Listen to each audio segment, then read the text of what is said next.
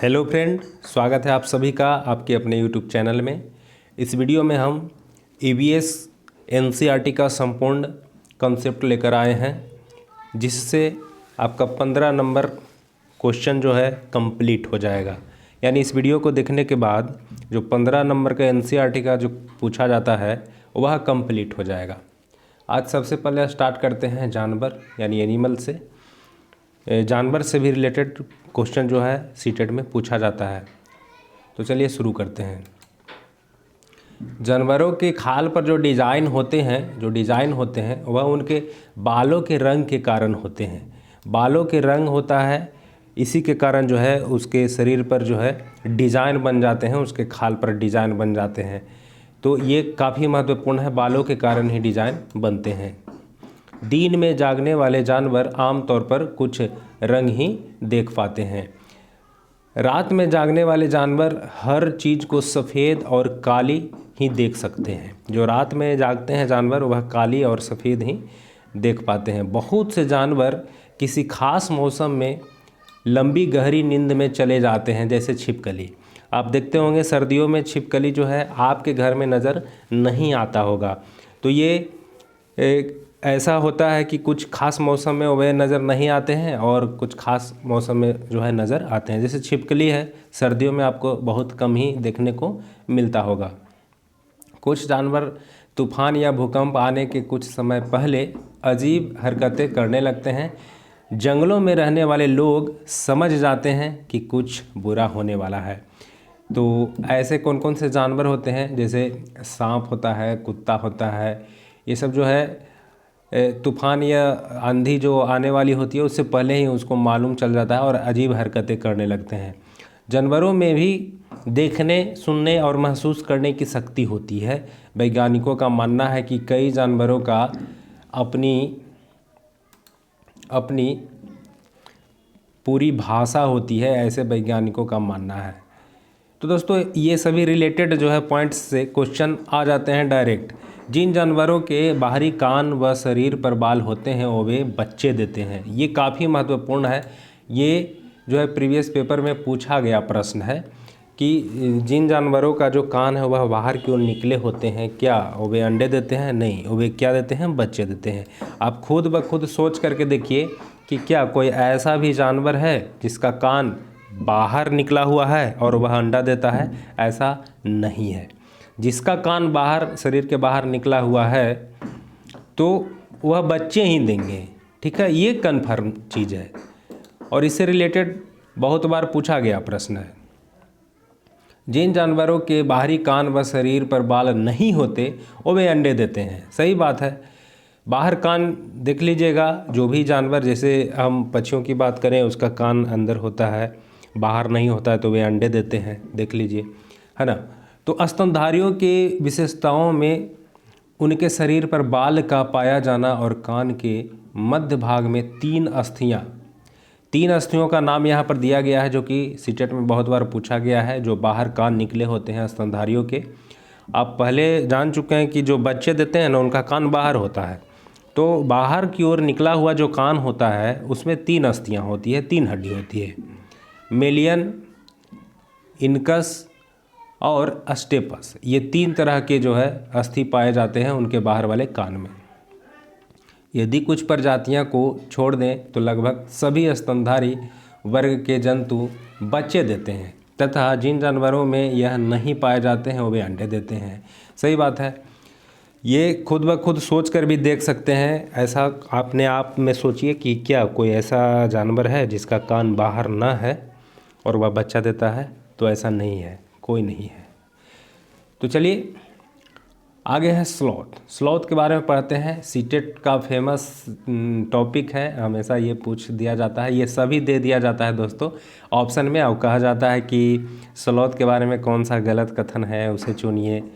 तो यहाँ 17 घंटा पेड़ से उल्टे लटक कर सोता है, तो यहाँ पे 20 घंटा कर देगा, 8 घंटा कर देगा। तो ये काफ़ी महत्वपूर्ण हो जाता है। स्लॉथ दिखने में भालू की तरह होता है, पर ये भालू से अलग होते हैं। ये दिन में करीब 17 घंटे पेड़ से उल्टे लटक कर आराम से सोते रहते हैं। 40 वर्ष के अपने जीवन में ये सिर्फ 8 पेड़ों पर ही घूमते हैं। ये काफ़ी महत्वपूर्ण हो जाता है। देखिए 40 वर्ष ही इसका जीवन है, 40 वर्ष पूरा जो है यह जीता है और अपने जीवन में 8 पेड़ों पर ये घूमते रहता है और सप्ताह में एक दिन ये मल मूत्र के लिए नीचे आता है पेड़ से। यहाँ पे देखिए दिया हुआ है, ये सप्ताह में एक बार ही शौच के लिए पेड़ से नीचे उतरते हैं। जिस पेड़ में रहते हैं उसी के पत्ते खाकर अपना पेट भरते हैं। तो स्लॉथ से इम्पोर्टेंट जो पॉइंट क्या क्या हो गया, यह भालू की तरह है लेकिन भालू जैसा दिखता है लेकिन भालू है नहीं। यह एक पेड़ पर लगभग 17 घंटे उल्टे मतलब लटक कर सोता है। 40 वर्ष इसका एज होता है। 8 घंटे जो है 8 पेड़ों पर खाता है पूरे जीवन में और उसी पेड़ के पत्ते खाता है और सप्ताह में एक दिन जो है नीचे उतरता है। ठीक, बाघ के बारे में संबंधित अब जो पॉइंट है इससे भी क्वेश्चन हमेशा पूछा जाता है। बाघ अंधेरे में हमसे 6 गुना बेहतर देख सकता है। ये काफ़ी महत्वपूर्ण है दोस्तों। बाघ अंधेरे में हमसे 6 गुना बेहतर देख सकता है। बाघ की मूंछें हवा में हुए कंपन को भांप लेती है जिससे उसे शिकार के सही स्थिति का पता चल जाता है और उससे वह अंधेरे में रास्ता ढूंढ लेता है। देखिए उसके जो मूंछें होती है ना, बाघ का मूंछ से जब हवा टकराती है तो वह समझ जाता है कि शिकार कितना दूरी पर है, शिकार किधर से किधर जा रहा है, वह हवा से पकड़ लेता है। अब ये सोचिए, अंधेरे में वह रास्ता भी ढूंढ लेता है उस हवा को उसके मूंछ से टकराने के कारण, है ना। बाघ अपने इलाके में मूत्र करके अपनी गंध छोड़ता है। दूसरा बाघ इस गंध को तुरंत पहचान लेता है। तो इसका इलाका की पहचान कैसे होता है? उसके मूत्र के गंध से बाघ के इलाका का जो है पहचान किया जाता है। बाघ मौके के अनुसार अपनी आवाज़ बदलता रहता है।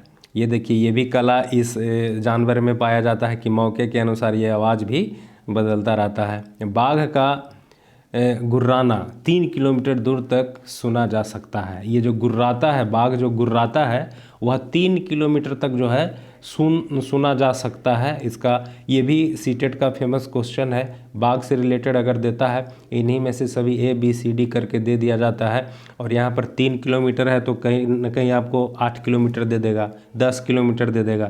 तो ये याद रख लीजिए कि 3 किलोमीटर लगभग जो है इसका गुर्राना सुना जा सकता है। बाघ के दोनों कान बाहर की आवाज़ इकट्ठा करने के लिए अलग अलग दिशाओं में बहुत ज़्यादा घूम भी जाते हैं। अलग अलग दिशाओं में देखिए, ये जो बाघ है ये कभी कान ये वाला बायां कान इधर कर लेगा तो दायां कान इधर कर लेगा। इसका ये गुण है, समझिएगा। दोनों कान अलग अलग दिशाओं में घुमा सकता है, ये भी इसका एक गुण है। बाघ हवा से पत्तों के हिलने और शिकार के झाड़ियों में हिलने से हुए आवाज़ के अंतर को तुरंत भांप लेता है। यदि मान लिया जाए कि हवा चल रही है तो हवा से अगर कोई पत्ता हिल रहा है और कोई शिकार वहाँ पे शिकारी जाता है और उससे जो शिकार की जो पत्ते हिल रहे हैं ये दोनों में अंतर स्पष्ट कर लेता है और उसे पता चल जाता है कि शिकार कहाँ है और शिकार है या नहीं है। तो ये आपको ये सभी पॉइंटें जो है बाघ से रिलेटेड याद रखना है। अब आगे चलते हैं हाथी। हाथी के बारे में भी बहुत से पॉइंट बनते हैं जो सीटेट के एग्ज़ाम में प्रीवियस ईयर के क्वेश्चन में पूछे गए हैं। देखिए, हाथी को पानी और कीचड़ में खेलना बहुत पसंद है। इससे उसके शरीर को ठंडक मिलती है। हाथी के कान पंखे जैसी होती है। गर्मी लगने पर हाथी अपने कान हिलाकर जो है हवा करती है। अब देखिए, इसका कान किस लिए काम में आ रहा है? इसका जो है शरीर पर हवा छोड़ने में काम आ रहा है। जब गर्मी लगती है तो ये अपने कान से जो है हवा अपने शरीर को देता है। 3 महीने का हाथी 200 किलोग्राम वजन का हो सकता है। होता है, हो सकता नहीं है, होता है। ये भी पॉइंट आपको याद रखना है। जब 3 महीने का जो हाथी होता है वह कितना वजन का होता है? 200 किलोग्राम का वजन का होता है। एक बड़ा हाथी दिन में 100 किलोग्राम से ज़्यादा पत्ते और झाड़ियाँ खा लेता है। देखिए दोस्तों, ये क्वेश्चन हमेशा पूछा जाता है। यदि हाथी से संबंधित क्वेश्चन आता है तो ये एक दिन में कितना खाता है, कितना किलो खाता है? तो 100 किलो जो है यह झाड़ियाँ खा लेता है एक दिन में। हाथी बहुत कम आराम करता है, एक दिन में केवल 2 से 4 घंटे ही सोता है। ये भी काफ़ी महत्वपूर्ण है कि हाथी बहुत आराम करता है और एक दिन में मात्र 2 से 4 घंटे ही यह सोता है।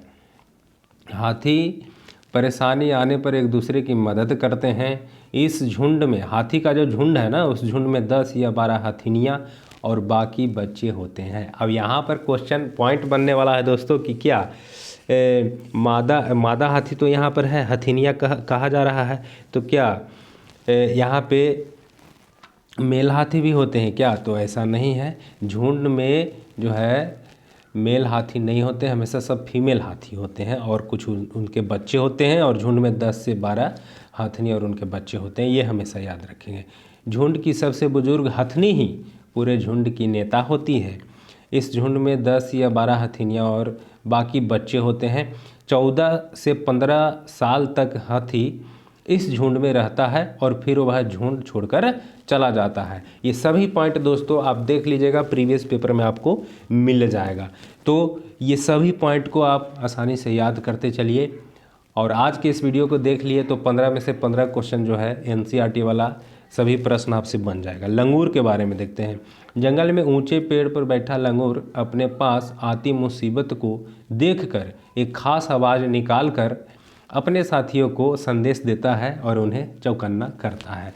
बस लंगूर के बारे में यही एक पॉइंट एनसीईआरटी में दिया गया है दोस्तों। जो है ऊंचे पेड़ पर रहता है, कोई भी मुसीबत आता है तो अजीब सी आवाज़ निकालता है और बाकी साथियों को जो है चौकन्ना कर देता है। मगरमच्छ के बारे में देखते हैं। मगरमच्छ के छोटे छेद जैसे कान होते हैं लेकिन आसानी से दिखाई नहीं देते हैं, तो इसका छोटे कान होता है। मछलियाँ खतरों से चेतावनी एक दूसरे को बिजली तरंगों से देता है। अब देखिए मछलियाँ जो है खतरों की चेतावनी किस चीज़ से देता है, तो यहाँ पर देखिएगा बिजली तरंग एक निकालती है मछलियाँ, और यह जो है बिजली तरंग खतरे की घंटी उसके रूप में होता है और बाकी मछलियाँ समझ जाती है। डॉल्फिन भी अलग अलग तरह की आवाज़ निकालती है और एक दूसरे से बात करती है। गिलहरी के दांत हमेशा बढ़ते रहते हैं। दांतों के काटने और कुतरने के कारण उनके दांत घिस जाती है। अब देखिए दोस्तों, ऐसा क्वेश्चन सीटेट में बहुत बार पूछा गया है कि कौन कौन सा ऐसा जानवर है या कौन कौन सा ऐसा जीव है जो अपने दांत को तोड़ता है मतलब दांत को कहीं ना कहीं यूज करके उसको छोटा करता है। तो एक गिलहरी है, दूसरा चूहा है। चूहा भी अपने दांत को चूहा इसलिए कुतरता है कि उसका दांत छोटा हो, उसे जो भी चीज़ मिलता है उसे कुतरने लगता है। गिलहरी भी उसमें शामिल है, दांत अपना छोटा करता है, घिसता है। बिल्ली के दांत नुकीले होते हैं जो मांस को फाड़ने और काटने के काम में आते हैं। अब गाय है। गाय के आगे के दांत पत्तों को काटने के लिए होते हैं और पीछे के दांत चपटे और बड़े होते हैं जो घास चबाने के लिए होते हैं। तो आगे की दांत किस लिए होता है? काटने के लिए, और पीछे के दांत उसको चबाने के लिए। अब आगे है सांप। सांप के बारे में भी क्वेश्चन आता है। देखिए जहरीला सांप कौन कौन है, आज इसी वीडियो में अभी तुरंत मैं आपको बताने वाला हूँ इस पीडीएफ के माध्यम से।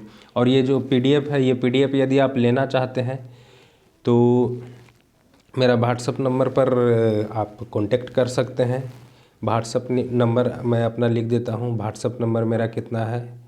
91000044 इस पर आप व्हाट्सअप कीजिए, आपको ये पूरा जो है पीडीएफ आपको मैं दे दूँगा।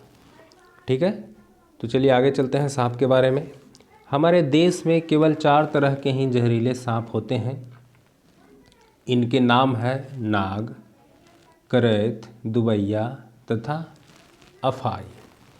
अब देखिए यहाँ पर क्वेश्चन हमेशा, देखिए सीटेट में क्वेश्चन जो पूछा जाता है वो भाई पूछा जाता है कि इनमें से कौन जहरीला सांप भारत में नहीं है, जहरीली सांप नहीं है, जिसमें अजगर देता है। तो अजगर जहरीली सांप में नहीं आता है दोस्तों। यहाँ नाग है, करैत है, दुबैया है तथा अफाई है। ये 4 तरह के ही भारत में जो है जहरीली सांप पाई जाती है। तो देखिए हमेशा जो है आपका अजगर दे देता है तो अजगर जहरीला में नहीं आता है। अब पता नहीं क्यों नहीं दिया है, हालांकि अजगर को काटने से तो आदमी का तो मौत होता ही है, लेकिन एनसीईआरटी में उसे जहरीला नहीं दिया गया है। और सीबीएसई वाला जो है क्वेश्चन भी पूछा है और उसमें यह बताया है कि जो जहरीली सांप है वह यही चारों है जो मैं अभी बता रहा हूँ, नाग, करैत, दुबैया और अफाई। जब सांप किसी को काटता है तो उसके 2 खोखले जहर वाले दांतों से उस व्यक्ति के शरीर में जहर चला जाता है।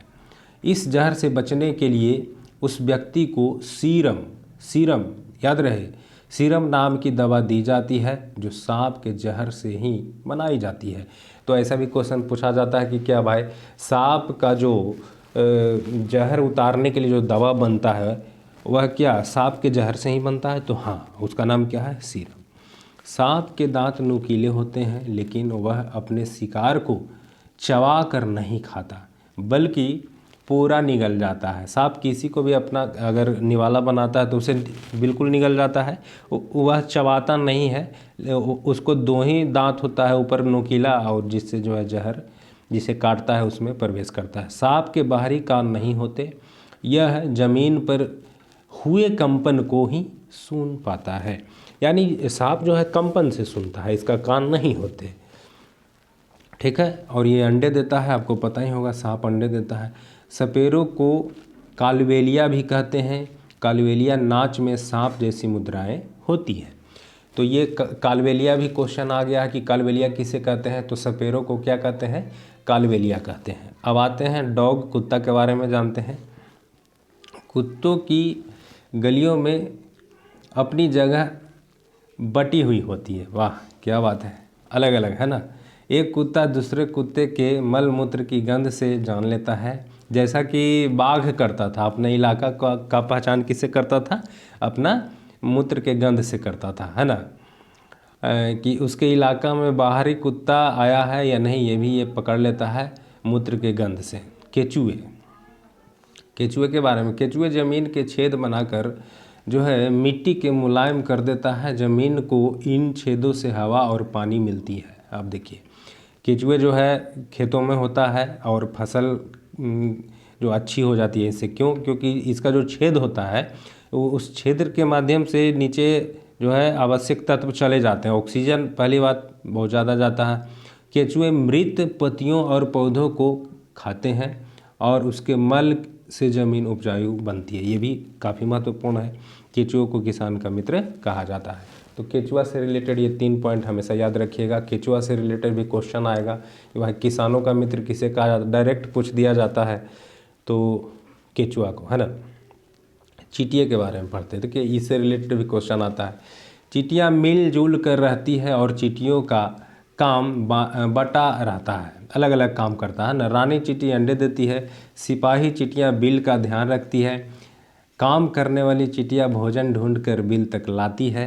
चींटियाँ चलते समय ज़मीन पर कुछ गंध छोड़ती है जिसे सूंघ कर पीछे आने वाली चींटियाँ को रास्ता मिल जाती है। देखिए ये 2 पॉइंट काफ़ी महत्वपूर्ण है दोस्तों चींटियों के बारे में। क्या क्या हो गया? यह मिलजुल कर रहती है, अलग अलग काम करता है। रानी जो चींटी होती है वह अंडी देती है। सिपाही चींटियाँ बिल को ध्यान में रखता है, सिपाही है ना, सिपाही का काम ही है देख रेख करना। तो इस तरह से, और ये चलते समय गंध छोड़ती है जिस गंध के माध्यम से पीछे वाला जो चींटी होती है उसको भी रास्ता मिल जाता है। दीमक और तितैये किस समूह में रहते हैं? दीमक और तितैये भी समूह में रहते हैं, ध्यान रहे। अब इससे क्वेश्चन जो है पूछता है कि कौन सा सामाजिक जीव नहीं है। अब ध्यान रहे, बहुत ज़्यादा पूछा है दोस्तों। यदि आप सीटेट का प्रीवियस पेपर का क्वेश्चन बनाए होंगे ना तो ये ज़रूर ध्यान में आया होगा कि कौन सा सामाजिक जीव नहीं है।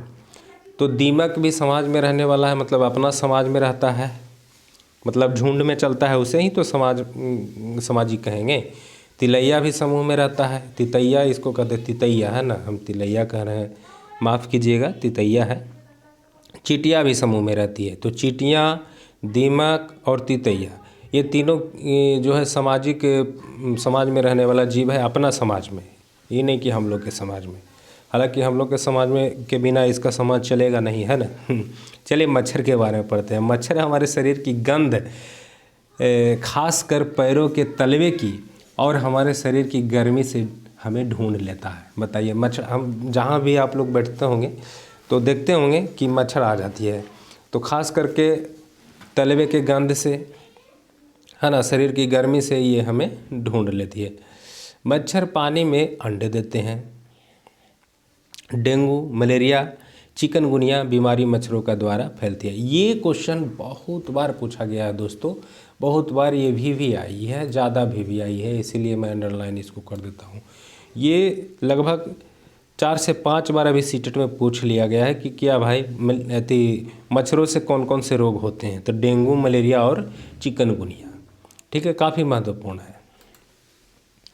रुके हुए पानी में या इकट्ठे हुए पानी में मलेरिया के मच्छर पैदा होते हैं, इसलिए मच्छरों के प्रजनन को रोकने के लिए पानी में तेल डालना उचित होता है, जिससे कि पानी में पृष्ठ तनाव कम हो जाता है और ऑक्सीजन की आपूर्ति रुक जाती है, जिससे मच्छर का लार्वा मर जाता है। ये काफ़ी महत्वपूर्ण पॉइंट है, क्योंकि देखिए इकट्ठा हुआ पानी, जहाँ भी पानी इकट्ठा होता है वहीं पर मच्छर होगा और मच्छर अंडे देंगे इकट्ठे हुए पानी में, और जब उसमें आप तेल डाल देंगे तो उसका लार्वा नीचे गिर जाएगा और मर जाएगा, क्योंकि ऑक्सीजन के बिना तो वह जीवित रहेगा नहीं।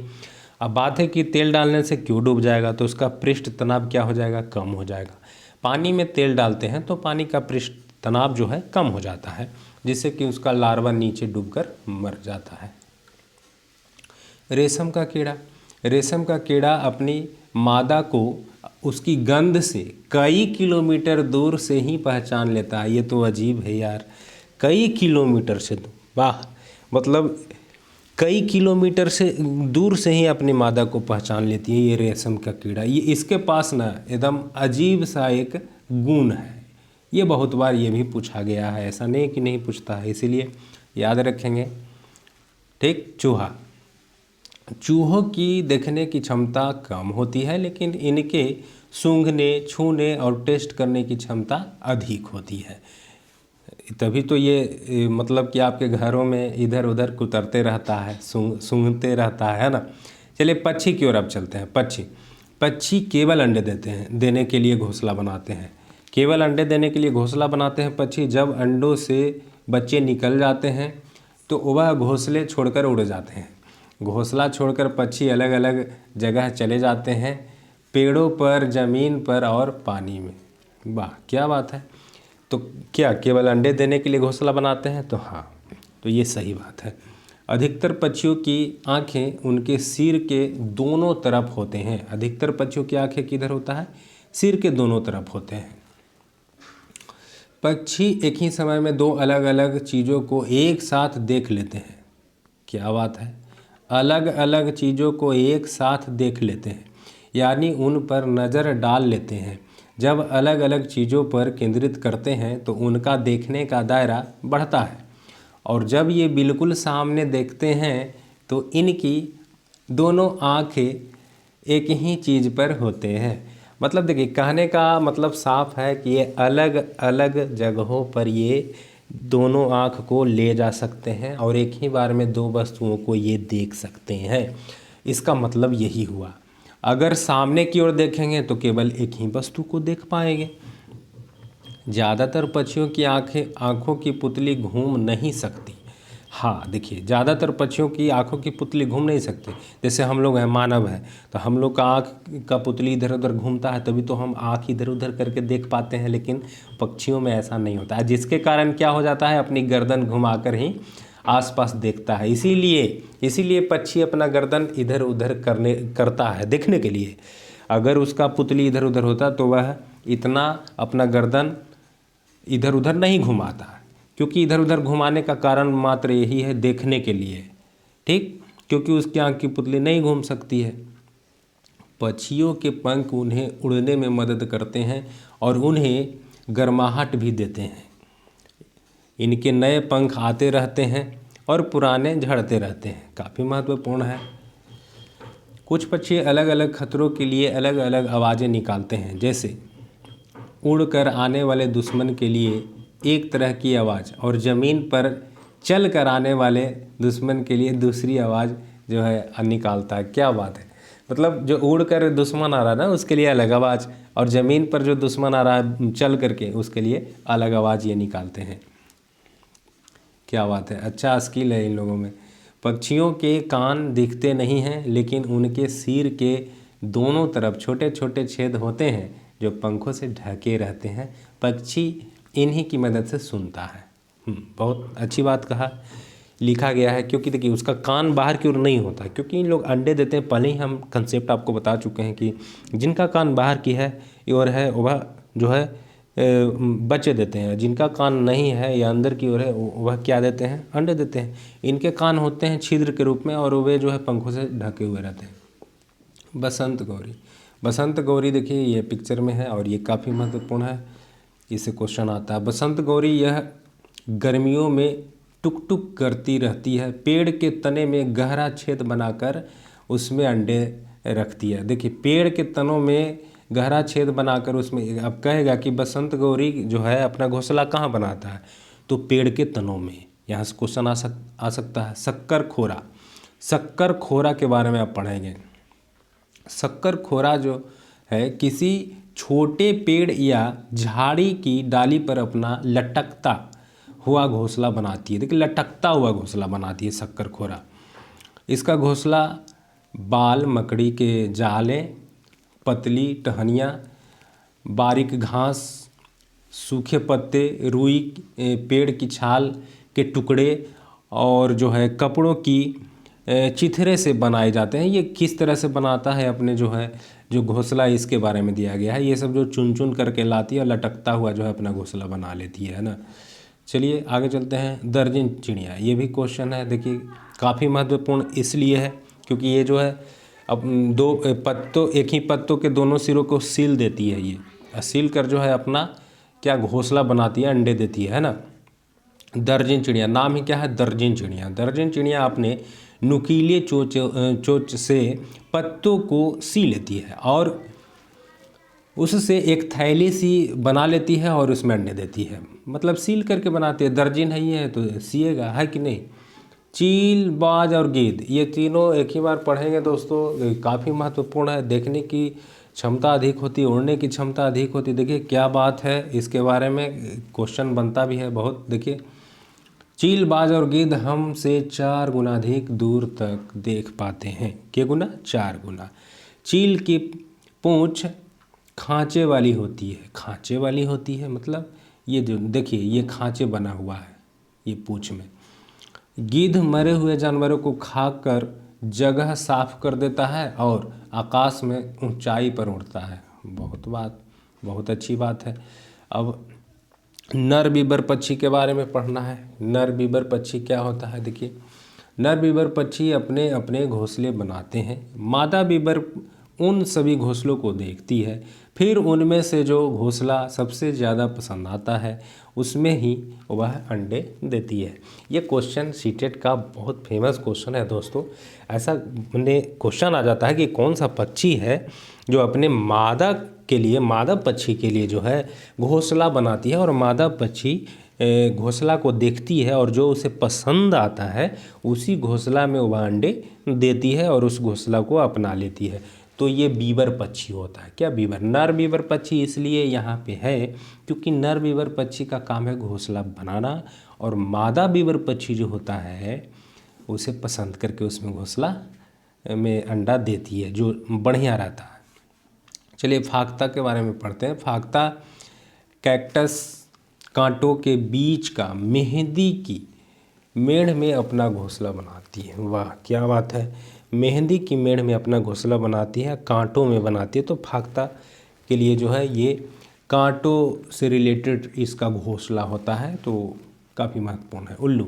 उल्लू अपनी गर्दन पीछे तक घुमा सकता है। याद रहे दोस्तों, उल्लू अपना गर्दन पीछे तक घुमा सकता है। झटके से अपनी गर्दन आगे पीछे कौन करता है? मैना। यहाँ पर दोनों एक ही जगह, कन्फ्यूज़न वाले क्वेश्चन को एक ही जगह किया गया है। ये क्वेश्चन सीटेट का फेमस क्वेश्चन है, इसे आप समझ करके याद कर लीजिए। उल्लू अपने गर्दन को पीछे की ओर घुमाएगा। इसके बारे में कहा जाता है कि कौन सा जो है पक्षी है वह 360 डिग्री तक अपना जो है गर्दन पीछे की ओर घुमाता है तो उल्लू हो जाता है। मैना झटके से आगे पीछे करता है। ठीक। कलचीरी के बारे में पढ़ते हैं। कलचीरी क्या है? पक्षी है और क्या। तो कलचीरी के बारे में क्या क्या पॉइंट हैं? कलचीरी जो है पत्थरों के बीच अपना घोंसला बनाती है। पत्थरों के बीच, याद रहे। इनके घोंसले में पौधों के नाजुक टहनी, जड़ें, ऊन, बाल, रुई सब बिछा रहता है। तो मतलब इन सभी मटेरियल से अपना जो है ये घोंसला बनाती है। और कहाँ बनाती है? तो पत्थरों के बीच बनाती है। यह छोटे छोटे कीड़े खाती है। वाह क्या बात है, कीड़े खाती है। इनकी चोंच अंदर से लाल होती है। तो ये था कलचीड़ी। कलचीड़ी घोंसला कहाँ बनाती है? पत्थरों के बीच। ठीक। कौवे, कौवा के बारे में पढ़ते हैं। कौवा क्या है? कौवा तो पक्षी है, लेकिन इसके बारे में पॉइंट्स क्या है? कौवे के घोंसले में लोहे के तार, वाह, लोहे के तार, अजीब है, और लकड़ी के टहनियाँ जैसी चीज़ें भी होती है। मतलब ये ढूंढ करके लाता है ना, लोहे की तार। कौवा पेड़ की ऊंची डाली पर घोंसला बनाता है। ये जो है फेमस क्वेश्चन है सीटेट का। कौन सा पक्षी जो है ऊंची डाली पर अपना घोंसला बनाती है? तो कौवा। कोयल अपना घोंसला नहीं बनाती है, वह कौवे के घोंसले में अंडे देती है। कौवा अपने अंडे के साथ साथ जो है कोयल के अंडों को भी सेता है। मतलब इसको पता नहीं चलता है कि यह कोयल का अंडा है। क्या बात है। और जो है कौवा भी उसको सेता है। क्या बात है, बहुत फेमस। गोरैया आ गया। गोरैया अलमारी के ऊपर आईने के पीछे अपना घोंसला बनाती है। यदि आप देहात से रिलेटेड हैं या शहरों में भी कभी कभी ऐसा देखा गया है, लेकिन शहरों में तो इसको नहीं पनाह मिल रहा है, क्योंकि शहरों का जो घर है आपका बहुत चकाचक है। इन लोग को चाहिए थोड़ा सा जगह, जैसे दीवारों के में है। गांव देहात में बहुत सा मिलता है गोरैया देखने को, बहुत सा। आईने के पीछे अपना घोंसला बना लेती है, अलमारी में बना लेती है, कहीं पे भी दीवार में थोड़ा सा अगर जगह मिलता है वहाँ पे ये बना करके रहती है। तो गोरैया महत्वपूर्ण है। कबूतर, कबूतर पुराने मकान या खंडहर में घोंसला बनाती है। ये काफ़ी महत्वपूर्ण ये भी है। कबूतर को आप देखे होंगे, अभी तो आप देखे होंगे कि पुराने खंडहरों में कबूतर हमेशा उड़ते रहता है ना। पुराना मकान है उसमें, जहाँ पे शांति है वहाँ पे रहता है। अब आपको यहाँ पे पढ़ना है भारत के प्रमुख वन्य जीव अभयारण्य एवं उद्यान। वन्य जीव अभयारण्य से क्वेश्चन भी आता है, जैसे जिम कॉर्बेट राष्ट्रीय पार्क उद्यान है जो उत्तराखंड में, काफ़ी महत्वपूर्ण है। डायरेक्ट पूछा जाता है कि जिम कॉर्बेट राष्ट्रीय उद्यान कहाँ है, डायरेक्ट पूछ लिया जाता है। तो उत्तराखंड में है, हमेशा याद रखेंगे। तो इसके बारे में कुछ जानकारी लेते हैं। जिम कॉर्बेट राष्ट्रीय उद्यान भारत का सबसे पुराना राष्ट्रीय उद्यान है। यहाँ बाघों की आबादी बहुत अधिक है। तो जिम जो कॉर्बेट राष्ट्रीय पार्क है वहाँ बाघों की आबादी सबसे ज़्यादा है, उत्तराखंड में है। और ये जो है पहला भारतीय का सबसे पुराना जो है राष्ट्रीय उद्यान है। ठीक। गिर राष्ट्रीय उद्यान जो गुजरात में है, ये भी क्वेश्चन बहुत बार पूछा गया है दोस्तों। गिर वन संरक्षित क्षेत्र की स्थापना 1913 ईस्वी में एशियाई सिंहों के बच्चे हुए सबसे बड़े समूह के संरक्षण प्रदान करने के लिए की गई थी। गिर वन राष्ट्रीय उद्यान बाघ संरक्षित क्षेत्र है जो एशियाई बब्बर शेर के लिए विश्वविख्यात प्रसिद्ध है। देखिए, सबसे पहले जानना है कि गिर जो है गुजरात में है और ये जो है बाघ संरक्षित क्षेत्र है। एशियाई सिंहों के लिए इसको किया गया था शुरू में प्रदान, अब बाद में जो है बाघ संरक्षित क्षेत्र हो गया। और ये एशियाई बब्बर शेर के लिए जो है प्रसिद्ध है, इतना याद रखेंगे। और गिर गुजरात 1913 ईस्वी में इसका स्थापना किया गया था। तो अब पढ़ेंगे दुधवा राष्ट्रीय उद्यान जो उत्तर प्रदेश के अंदर है। दुधवा फेमस है। देखिए, दुधवा से एक चीज़ और याद रख लीजिए कि हमारे देश में दूध का उत्पादन सबसे ज़्यादा उत्तर प्रदेश में होता है। तो दुधवा राष्ट्रीय पार्क दूध से रिलेटेड नहीं है, इसका नाम है दुधवा राष्ट्रीय उद्यान, है ना। यह उत्तर प्रदेश के सबसे बड़ा एवं समृद्ध जैव विविधता वाला क्षेत्र है। यह राष्ट्रीय उद्यान बाघों और बारहसिंगा के लिए बेहद प्रसिद्ध है। बाघ और बारहसिंगा इसमें मिलेगा आपको देखने के लिए। बांदीपुर राष्ट्रीय उद्यान कर्नाटक में है। ये भी बहुत बार पूछा गया क्वेश्चन है सीटेट के अंदर में, और इसे भी आप याद रख लेंगे तो बहुत अच्छा होगा। ये कर्नाटक के अंदर है बांदीपुर। बांदीपुर कहाँ है? कर्नाटक। यह भारत का सबसे बड़ा जीव मंडल रिजर्व में आता है। सबसे बड़ा जीव है ना, रिजर्व। तो दोस्तों यह प्रोजेक्ट टाइगर के तहत सन 1973 ईस्वी में भारत टाइगर रिजर्व के रूप में स्थापित किया गया था। ये देखिए आपसे क्वेश्चन पूछेगा कि टाइगर प्रोजेक्ट कब आया था भारत में, उसके तहत जो है बांदीपुर राष्ट्रीय उद्यान कब स्थापित हुआ था, तो 1973 ईस्वी में। दोस्तों 1973 ईस्वी में जो है टाइगर प्रोजेक्ट नाम के आया था इंडिया में, और उसी के तहत जो है बांदीपुर राष्ट्रीय उद्यान का स्थापना किया गया था। ठीक, 1973 ईस्वी में, याद रखेंगे। अपने काजीरंगा राष्ट्रीय उद्यान असम में जो है एक सींग वाला गैंडा बहुत फेमस है, बहुत बार पूछा गया क्वेश्चन है। अब देखिए हम सभी क्वेश्चन में आपको कह रहे हैं कि पूछा गया क्वेश्चन है, इंपॉर्टेंट है, तो आप सोचते होंगे कि क्या सभी पूछता है। देखिए दोस्तों, कभी कभी सीटेट में क्या राष्ट्रीय उद्यान से अगर काजीरंगा पूछेगा तो क्या आपसे उत्तराखंड वाला पूछेगा क्या दो को पूछेगा? ऐसा तो है नहीं। जिम कॉर्बेट पूछेगा? ऐसा तो है नहीं। तो कभी कभी ये पूछेगा, कभी कभी वो पूछेगा, एक ने क्वेश्चन तो आता ही है दोस्तों। मेरा कहने का मतलब यही था। तो प्रत्येक टॉपिक इम्पोर्टेंट है, क्योंकि 15 नंबर का एनसीईआरटी से पूछा जाता है, और 15 नंबर में कहाँ से ये पूछ देगा, ये पूरा पीडीएफ में है। तो पूरा पीडीएफ को आप आसानी से इसको जो है पढ़ लेंगे, बहुत अच्छा रहेगा। चलिए तो काजीरंगा पे आते हैं। एक सींग वाला गैंडे जो है सबसे अधिक आबादी के लिए प्रसिद्ध है। इस राष्ट्रीय पार्क को 1985 में विश्व विरासत स्थल के रूप में घोषित किया गया। इस पार्क को भारतीय बाघों का घर भी कहा जाता है। मतलब कि यहाँ पाया जाएगा एक सींग वाला गैंडा, कहा जाएगा भारतीय बाघों का घर। तो बाघ भी यहाँ पे है, एक सींग वाला गैंडा भी देखने को लिए मिलता है यहाँ पे काजीरंगा कहाँ है? असम है। चलिए आगे है बांधवगढ़ है ना, बांधवगढ़ राष्ट्रीय उद्यान। तो बांधवगढ़ कहाँ है दोस्तों? मध्य प्रदेश में है। बांधवगढ़ अभ्यारण्य मध्य प्रदेश का सबसे प्रसिद्ध राष्ट्रीय उद्यान में से एक है। इसे 1968 ईस्वी में राष्ट्रीय उद्यान घोषित किया गया था। बांधवगढ़ अभ्यारण्य बाघों के लिए प्रसिद्ध है। तो बांधवगढ़ मध्य प्रदेश में, याद रखेंगे। अब कुछ महत्वपूर्ण क्वेश्चन जो है राष्ट्रीय उद्यान से बनता है, इसे भी जानना काफ़ी महत्वपूर्ण है। देश में सबसे छोटा राष्ट्रीय पार्क जो है साउथ बटन अंडमान निकोबार में है। देश में सबसे बड़ा राष्ट्रीय पार्क हिमिस लद्दाख में है। यह भारत में सबसे अधिक ऊंचाई पर स्थित है, क्योंकि लद्दाख क्षेत्र सबसे ऊंचा है ना, समुद्र तल से। पहला बाघ अभ्यारण्य सरिस्का है, जो राजस्थान में है।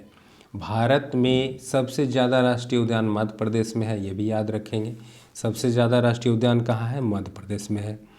देश का सबसे बड़ा बाघ अभ्यारण्य नागार्जुन सागर है, जो आंध्र प्रदेश में है। नागार्जुन सागर बांध भी है दोस्तों, और बांध भी है, इसे भी याद रखेंगे। और ये नागार्जुन सागर जो है अभ्यारण्य भी है, आंध्र प्रदेश में है। तो विश्व का एकमात्र तैरता हुआ राष्ट्रीय पार्क केबुल लामजाओ राष्ट्रीय उद्यान है, जो मणिपुर में है। तैरता हुआ मतलब कि ये नदी के बीच में होगा, इसलिए इसे तैरता हुआ। तो इसका नाम क्या है? केबुल लामजाओ। ये कहाँ है? मणिपुर में है ना। एकमात्र तैरता हुआ राष्ट्रीय पार्क, बहुत इम्पोर्टेंट। भारत में सबसे ज़्यादा वन्य जीव अभ्यारण्य अंडमान निकोबार में है, सबसे ज़्यादा वन्य जीव अभ्यारण्य।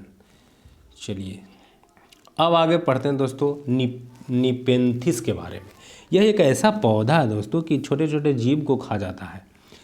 ये इसमें जो है ये एक तना होता है। ये क्वेश्चन आता है दोस्तों कि जो निपेंथिस में है जो क्या होता है? तना में एक पत्ती ऊपर से ढक्कन लगा हुआ रहता है, और ये गंध निकालता है अजीब सा, और गंध के लोभ में जो है जीव इसके ऊपर बैठता है और ये ढक्कन लग जाता है, ये अंदर चला जाता है। तो देखिए क्या क्या है। निपेंथिस नामक पौधा इंडोनेशिया, ऑस्ट्रेलिया और भारत में मेघालय में पाया जाता है। तो ये क्वेश्चन है दोस्तों, इसे आप याद कर लें कि कहाँ कहाँ पाया जाता है निपेंथिस। तो इंडोनेशिया, ऑस्ट्रेलिया और भारत के मेघालय में। भारत के कहाँ? मेघालय में। मेघालय में जो है अधिक वर्षा भी होती है, याद रखेंगे। बांस का घर याद आया, इसी में आगे मिलेगा दोस्तों। चलते रहिए, देखते रहिए पूरा जो है कंप्लीट हो जाएगा। तो इंडोनेशिया, ऑस्ट्रेलिया, मेघालय में जो है पाया जाता है, भारत के मेघालय में। यह पौधा कीड़े मकोड़े और छोटे जीवों को शिकार करता है। यह पौधा लंबे घड़े जैसा दिखता है जिसके ऊपर पत्ती का ढक्कन लगा होता है और इनमें से खुशबू निकलती है जिसकी वजह से कीड़े मकोड़े उसके अंदर फंस जाते हैं। निपेंथिस पौधे को घटपर्णी पौधा भी कहा जाता है। तो ये काफ़ी महत्वपूर्ण है दोस्तों, घटपर्णी पौधा। घटपर्णी पौधा कहाँ पाया जाता है? तो इंडोनेशिया में, ऑस्ट्रेलिया में और भारत के मेघालय में पाया जाता है और ये जीवों को जो है खा जाता है, कहिए तो ये मांसाहारी पौधा है। वाह क्या बात है ना। चलिए बरगद के बारे में। बरगद के पेड़ के लटकन उसकी जड़ें होती है। ये जो लटकन दिख रहे हैं ये जड़ें लटके हुए रहते हैं, तो उसे वह जड़ें होते हैं। ये टहनियों से निकलती है और बढ़ते बढ़ते ज़मीन के अंदर चली जाती है। यह जड़ें मजबूत खंभों की तरह पेड़ को सहारा देती है। वाह काफ़ी महत्वपूर्ण है, ये जड़ें खंभों की तरह काम देती है ना। रेगिस्तानी ओक दोस्तों काफ़ी महत्वपूर्ण है, सीटेट के अंदर ये रेगिस्तानी ओक जो है कई बार पूछा गया है दोस्तों। रेगिस्तानी ओक से क्वेश्चन बनता है, तो चलिए इसके बारे में जानते हैं। ऑस्ट्रेलिया में रेगिस्तानी ओक पेड़ पाया जाता है। ऑस्ट्रेलिया में, याद रहे कहाँ पाया जाता है? ऑस्ट्रेलिया में, जिसकी ऊंचाई 11 से 12 फीट होती है, ज़्यादा नहीं होती है, 11 से 12 फीट होती है और इसकी पत्तियाँ बहुत कम होती है, पत्ती ज़्यादा नहीं होती है इसमें। अब देखिए इसकी खासियत क्या होती है। देखिए ऑस्ट्रेलिया को तो प्यासी भूमि का देश कहा जाता है, वहाँ पानी पीने वाला पानी भी कम है, तो लोग क्या करेंगे देखिए इसकी जड़ें ज़मीन के अंदर जो है 250 से 300 फीट तक चली जाती है। जब तक पानी तक ना पहुंच जाए तब तक जाती है जड़ें, है ना। यह पानी पेड़ के तने में जमा होता रहता है।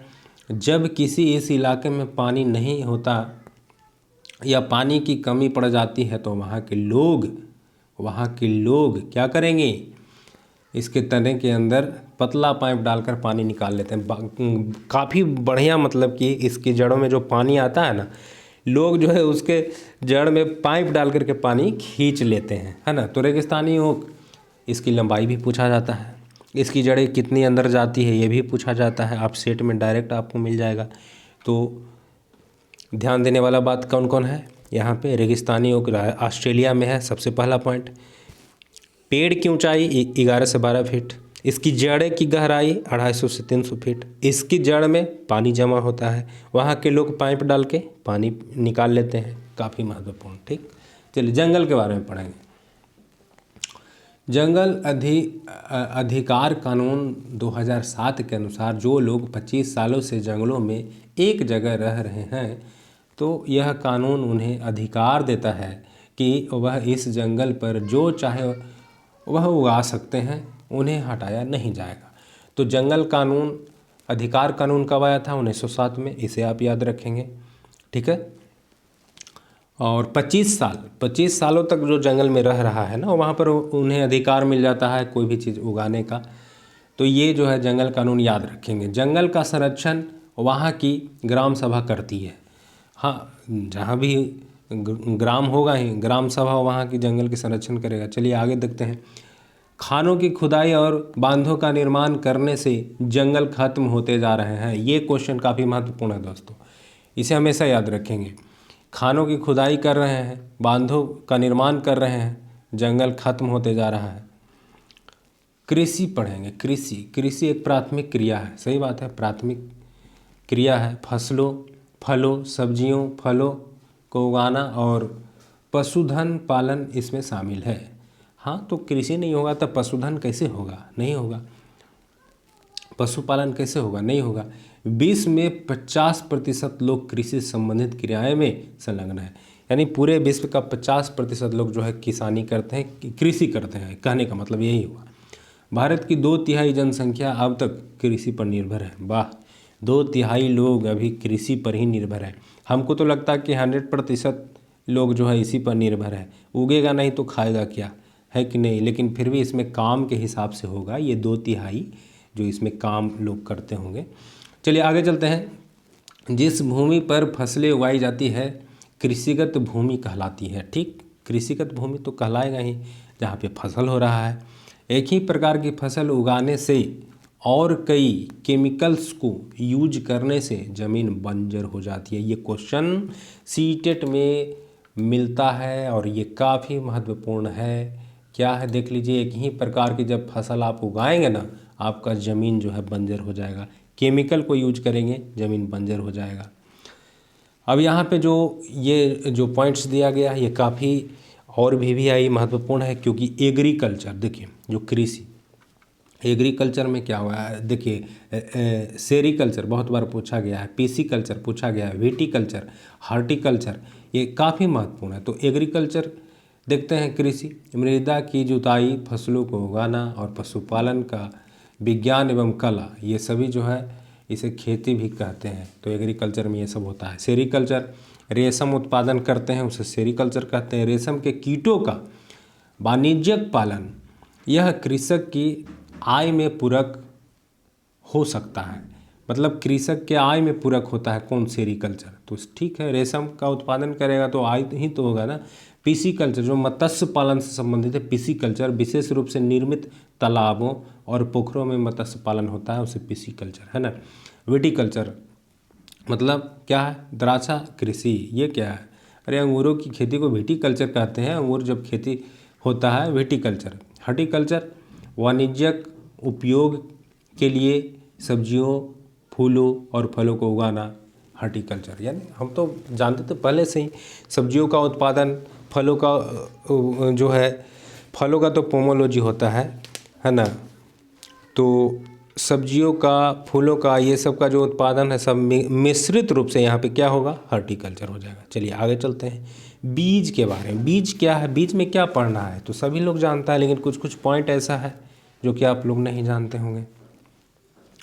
बीजों को प्राचीन समय में सूखी लौकी में रखकर उस पर मिट्टी का लेप कर देते थे और नीम की पत्तियां उन्हें कीड़ों से बचाती थी। सही बात है, प्राचीन काल में ऐसा होता था।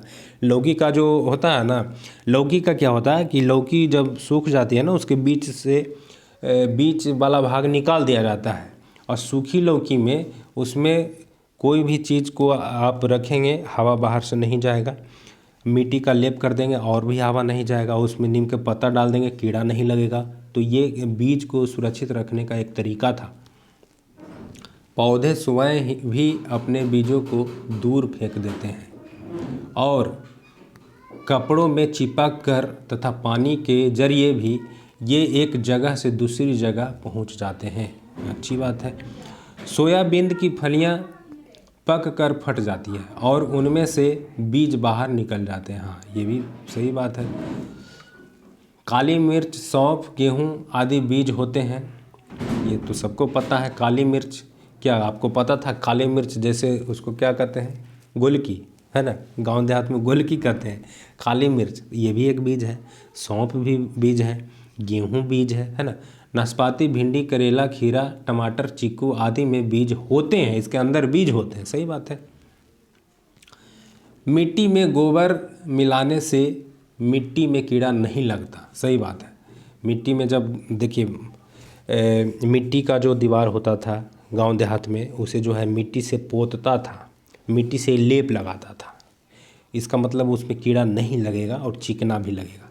यही बात यहाँ पर दिया गया है। कपड़े में बंधा हुआ बीज पानी में भिगोए गए बीज की तुलना में जल्दी से अंकुरित हो जाता है, क्योंकि कपड़े में बीज सांस लेने में सक्षम है। अब देखिए यहाँ पे एक बहुत बड़ी बात लिखा गया है दोस्तों। देखिए, कपड़े से बांधा हुआ बीज पानी में भिगोए हो। अब आप एक बीज लीजिए, जैसे कि चना ही ले लीजिए, एक पानी में डालिए और एक भिगा करके कपड़ा में डालिए, तो कपड़ा में जो डाला हुआ जो बीज है वह जल्दी अंकुरित हो जाएगा, ऐसा कहना है, क्योंकि उसको ऑक्सीजन मिलेगा, ऑक्सीजन से जल्दी अंकुरित होगा। यदि बीज को कपड़े से बांध दिया जाए और उसमें से आधे अंकुरित हो जाएं और आधे नहीं, तो इसका कारण क्या हो सकता है कि आधा अंकुरित है आधा अंकुरित नहीं है? इसका 3 कारण होगा। बीज क्षतिग्रस्त थे, मतलब कुछ बीज जो था खराब बीज था। दूसरा है कि बीज बीच से टूटा हुआ था, ये भी एक कारण है। बीज में कीड़े लग चुके थे, ये भी एक कारण है कि आधा आपका अंकुरित होगा, आधा अंकुरित नहीं होगा। आगे पढ़ना है सब्जियां। सब्जियां के बारे में जानते हैं। अधिकतर सब्जियां पौधों के फूल होते हैं और कुछ सब्जियां पौधों का फल भी होते हैं। लोहा जो है गुण, आंवला और हरे पत्तेदार सब्जियों में मिलता है। ये क्वेश्चन कई बार पूछा गया है कि जो आयरन है किस में मिलता है, तो गुण में मिलता है, आंवला में मिलता है और हरे पत्तेदार यानी पालक यहाँ पे कह सकते हैं। तो ये पूछा गया क्वेश्चन है। दोस्तों देखते हैं कि जो अभी हम लोग कर रहे हैं 26 नंबर पेज में है, तो इसे हम 2 पार्ट में भी कर सकते हैं क्योंकि वीडियो बहुत लंबा हो जाएगा। विदेश से आने वाले सब्जियां कौन कौन है ये देख लेते हैं। हरी मिर्च, टमाटर, आलू आया साउथ अमेरिका से। हरी मिर्च, टमाटर, आलू कहाँ आया? साउथ अमेरिका से आया। गोभी और मटर यूरोप से आई। कॉफ़ी, बीन्स और भिंडी ये अफ्रीका से आई। सोयाबीन चीन से आया। इतना याद रखेंगे। थोड़ा सा और देख लेते हैं। पौधे का भाग जिसे हम खाते हैं, जड़, मूली, गाजर, चुकंदर याद रखेंगे। मूली, गाजर और चुकंदर ये क्या है? जड़ है। तना, आलू, प्याज, अदरक। आलू, प्याज और अदरक क्या है? तना है। पत्ती जैसे धनिया का पत्ती हो गया, पत्ता गोभी, अरबी, पालक, कड़ी पत्ता ये सब पत्ता खाते हैं इसका। बीज चना, बाजरा, सरसों, गेहूं, धान ये सब बीज हो गया। फूल, फूल सहजन खाते हैं, केला का भी खाते हैं, केला का फूल का भी सब्जी होता है। कचनार भी फूल ही खाते हैं, कचनार का फूल। फली मटर होता है। मटर क्या होता है? फली, जिसको हम लोग खाते हैं। अब दोस्तों आगे का जो वीडियो है ये घास से स्टार्ट होगा और पार्ट 2 लेकर के हम बाद में आएंगे। ये वीडियो थोड़ा लंबा हो जाएगा, इसीलिए इसे हम 2 पार्ट में डिवाइड करेंगे और 2 पार्ट में पढ़ेंगे। तो आज का वीडियो यहीं तक रहने देते हैं।